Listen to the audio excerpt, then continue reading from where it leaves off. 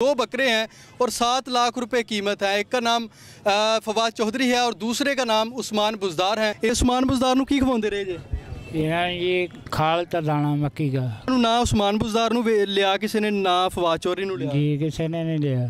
ਮੁੱਲ ਉਹਨਾਂ ਦਾ ਲੱਗਣਾ ਵੀ ਕੋਈ ਨਹੀਂ ਚਾਚਾ, ਜੋ ਉਹਨਾਂ ਨੇ ਕਰ ਛੱਡਿਆ ਵਾ ਆਪਣੀ ਪਾਰਟੀ ਦੇ ਨਾਲ। ਹੁਣ ਇਹ ਫੈਸਲਾ ਹੋਇਆ ਕਿ ਬੁਜ਼ਦਾਰ ਸਾਹਿਬ ਦਾ ਵੀ ਨਾਂ ਚੇਂਜ ਕੀਤਾ ਜਾਏਗਾ ਤੇ ਫਵਾਦ ਮੋਟੇ ਦਾ ਨਾਮ ਵੀ ਚੇਂਜ ਕਰਕੇ ਕੁਝ ਹੋਰ ਨਾਂ ਇਹਨਾਂ ਦੇ ਰੱਖਿਆ ਜਾਏਗਾ, ਸ਼ਾਇਦ ਵਿਕ ਜਾਣ। ਚਾਚਾ ਕੀ ਹਾਲ ਹੈ? ਤੇ ਬੁਜ਼ਦਾਰ ਨੂੰ ਖਰੀਦਣਾ ਸੀ ਕਿ ਫਵਾਦ ਨੂੰ, ਕੀ ਤੁਹਾਡਾ ਜ਼ਹਨ ਸੀ? ਇਹਨਾਂ ਦੋਵਾਂ ਦਾ ਹੀ ਮੁੱਲ ਤਾਂ ਬਹੁਤ ਆ ਜ਼ਿਆਦਾ ਜੀ, ਬਾਕੀ ਲਾਉਂਦੇ ਅਸੀਂ ਤਾਂ ਥੋੜੇ ਹੀ ਪਏ ਆ ਕਿਉਂਕਿ ਇਹਨਾਂ ਦੀ ਕੀਮਤ ਵਾਲੇ ਬੰਦੇ ਨਹੀਂ ਇਹ।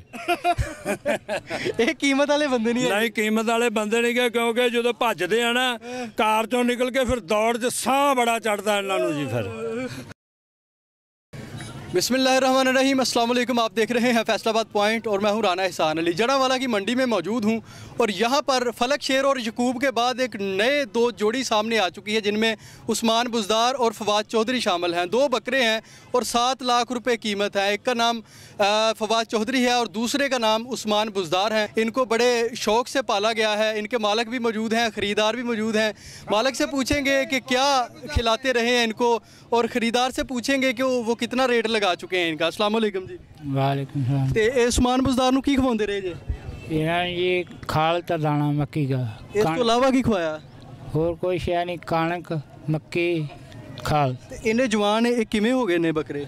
पट्ठा लीड़ा खा रहे हैं बस। ਅੱਗੇ ਵੀ ਤੁਸੀਂ ਪਾਲਦੇ ਹੋ ਬੱਕਰੇ? जी ਅੱਛਾ, ਤੇ ਕਿਦਾਂ ਦੇ ਆਏ ਹੋ ਮੰਡੀ 'ਚ ਲੈ ਕੇ ਬੱਕਰਿਆਂ ਨੂੰ?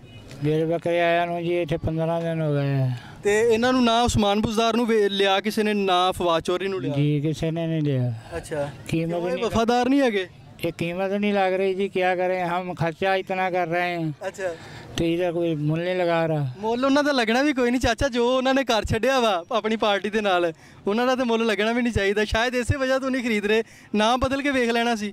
तो ना बदल के देख लीजिए, हम ना ਹੋਰ बदल ਨਾਂ ਰੱਖ ਲਾ। रख दियो जी, जेड़ा ना थानू अच्छा लगदा तुसी रख दियो, ਅਸੀਂ ਉਹ ਇਸਤੇਮਾਲ। ਇਹਨਾਂ ਦੇ ਸ਼ਾਇਦ ਨਾਂ ਭਾਰੇ ਨੇ, ਨਾਂ ਬਹੁਤ ਅਜ਼ੀਮ ਹਸਤੀਆਂ ਹੋਣ ਦੇ ਬਾਵਜੂਦ ਇਹ ਨਹੀਂ ਵੇਖ ਰਹੇ, ਖਰੀਦਦਾਰ ਇੱਥੇ ਨਹੀਂ ਆ ਰਹੇ। ਹੁਣ ਇਹ ਫੈਸਲਾ ਹੋਇਆ ਕਿ ਬੁਜ਼ਦਾਰ ਸਾਹਿਬ ਦਾ ਵੀ ਨਾਂ ਚੇਂਜ ਕੀਤਾ ਜਾਏਗਾ ਤੇ ਫਵਾਦ ਮੋਟੇ ਦਾ ਨਾਮ ਵੀ ਚੇਂਜ ਕਰਕੇ ਕੁਝ ਹੋਰ ਨਾਂ ਇਹਨਾਂ ਦੇ ਰੱਖਿਆ ਜਾਏਗਾ, ਸ਼ਾਇਦ ਵਿਕ ਜਾਣ। ਚਾਚਾ ਕੀ ਹਾਲ ਹੈ? ਅਲਹਮਦੁਲਿਲਾ ਤਬੀਅਤ ਸੇ ਜੀ, ਠੀਕ ਆ ਅਲਹਮਦੁਲਿਲਾ ਜੀ। ਤੇ ਬੁਜ਼ਦਾਰ ਨੂੰ ਖਰੀਦਣਾ ਸੀ ਕਿ ਫਵਾਦ ਨੂੰ, ਕੀ ਤੁਹਾਡਾ ਜ਼ਹਨ ਸੀ? ਇਹਨਾਂ ਦੋਵਾਂ ਦਾ ਹੀ ਮੁੱਲ ਤਾਂ ਬਹੁਤ ਆ ਜ਼ਿਆਦਾ ਜੀ, ਬਾਕੀ ਲਾਉਂਦੇ ਅਸੀਂ ਤਾਂ ਥੋੜੇ ਹੀ ਪਏ ਆ ਕਿਉਂਕਿ ਇਹਨਾਂ ਦੀ ਕੀਮਤ ਵਾਲੇ ਬੰਦੇ ਨਹੀਂ ਇਹ। ਇਹ ਕੀਮਤ ਵਾਲੇ ਬੰਦੇ ਨਹੀਂ ਕੀਮਤ ਵਾਲੇ ਬੰਦੇ ਨਹੀਂ ਗੇ, ਕਿਉਂਕਿ ਜਦੋਂ ਭੱਜਦੇ ਆ ਨਾ ਕਾਰ ਚੋਂ ਨਿਕਲ ਕੇ ਫਿਰ ਦੌੜ 'ਚ ਸਾਹ ਬੜਾ ਚੜਦਾ ਇਹਨਾਂ ਨੂੰ ਜੀ। ਫਿਰ ਅੱਛਾ, ਹਾਂਜੀ, ਫਿਰ ਛੁਰੀ ਫੇਰੋ ਆਪੇ ਠੀਕ। ਹਾਂ, ਬਸ ਐਤਕੀ ਕੁਰਬਾਨੀ ਤੋਂ ਬਾਅਦ ਇਹ ਫਿਰ ਇਹ ਲਓ ਜੀ, ਇਹ ਪਾਰਕ ਹੀ ਸਮਝੋ। ਅੱਛਾ, ਇਹਨਾਂ ਨੂੰ ਛੁਰੀ ਫੇਰਨ ਵਾਸਤੇ? ਹਾਂਜੀ, ਇਹ ਤਾਂ ਫਿਰ ਤੁਹਾਨੂੰ ਪਤਾ ਚਰਬੀ ਬਹੁਤ ਨਿਕਲਣੀ ਹੈ ਜੀ। ਜਿਹੜਾ ਚਰਬੀ ਵਾਲਾ ਜਾਨਵਰ ਹੋਵੇ ਫਿਰ ਤੁਹਾਨੂੰ ਪਤਾ ਹੀ ਆ ਜੀ।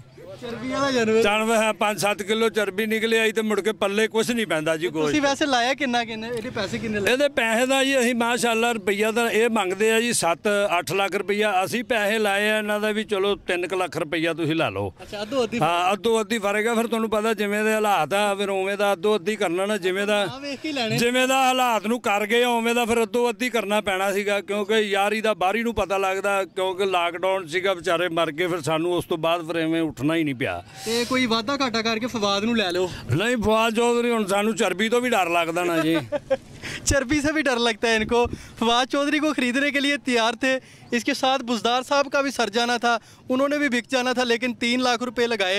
इधर 7 लाख रुपए की डिमांड है।